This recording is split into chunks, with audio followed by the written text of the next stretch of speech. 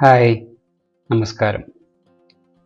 ഇന്നത്തെ വീഡിയോയിൽ നമ്മൾ നോക്കാൻ പോകുന്നത് ഓട്ടോകാഡിലെ ടെക്സ്റ്റുകൾ എങ്ങനെ എക്സ്പ്ലോഡ് ചെയ്യാം എന്നുള്ളതാണ്.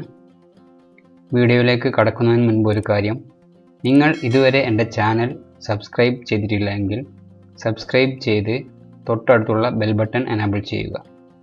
അപ്പോഴായിരിക്കും ഞാൻ അപ്ലോഡ് ചെയ്യുന്ന ഓരോ വീഡിയോയും നിങ്ങൾക്ക് നോട്ടിഫിക്കേഷനായി ലഭിക്കുക. നമുക്ക് നോക്കാം. അതിനുവേണ്ടി ഞാനിവിടെ ഒരു ഓട്ടോകാഡിൻ്റെ ബ്ലാങ്ക് ഫയൽ ഓപ്പൺ ചെയ്ത് വെച്ചിട്ടുണ്ട്. ഇനി ഇവിടെ ഇതിലൊന്നും തന്നെ ഇല്ല. ഞാനിവിടെ ഒരു ടെക്സ്റ്റ് കൊടുക്കുന്നു. ടെക്സ്റ്റ് കൊടുത്ത് ഇവിടെ ടൈപ്പ് ചെയ്യുന്നു.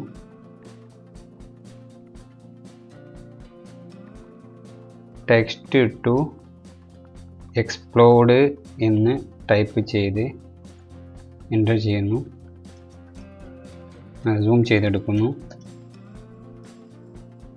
ഇനി ഇതന്നെ ഒന്ന് കോപ്പി എടുക്കുന്നു. അതെന്തിനാണെന്ന് വെച്ചാൽ ഇത് നമുക്ക് രണ്ട് രീതിയിൽ ചെയ്യാൻ പറ്റും. ആ രണ്ട് രീതിയും കാണിക്കുന്നതിന് വേണ്ടിയാണ് ഞാൻ കോപ്പി എടുത്തത്.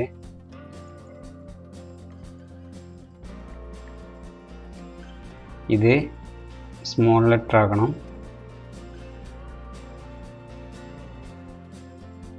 ഇത് സ്മോൾ ലെറ്റർ ആക്കി. അതായത് ഒന്നുമില്ല, രണ്ട് രീതിയിലും ഇങ്ങനെ ചെയ്യാം എന്ന് കാണിക്കുന്നതിന് വേണ്ടിയിട്ടാണ്.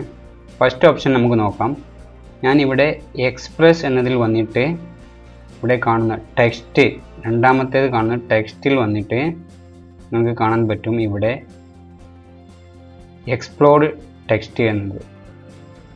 അത് ക്ലിക്ക് ചെയ്യുന്നു. ടെക്സ്റ്റ് സെലക്ട് ചെയ്യുന്നു. എൻ്റർ കൊടുക്കുന്നു. അത് ടെക്സ്റ്റ് എക്സ്പ്ലോഡ് ആയി കഴിഞ്ഞു.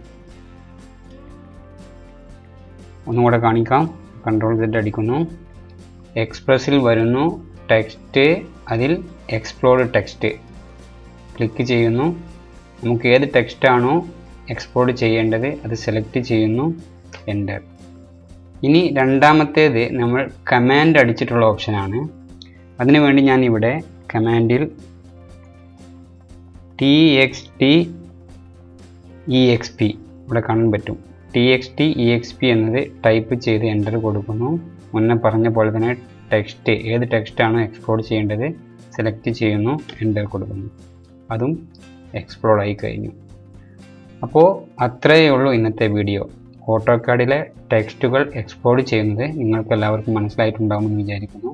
വീഡിയോ ഇഷ്ടപ്പെട്ടുവെങ്കിൽ ലൈക്ക് ചെയ്യുക. അറിയാത്തവർക്ക് വേണ്ടി ഷെയർ ചെയ്യുക. നിങ്ങളുടെ അഭിപ്രായങ്ങൾ കമൻസിൽ രേഖപ്പെടുത്തുക. എല്ലാവർക്കും നന്ദി.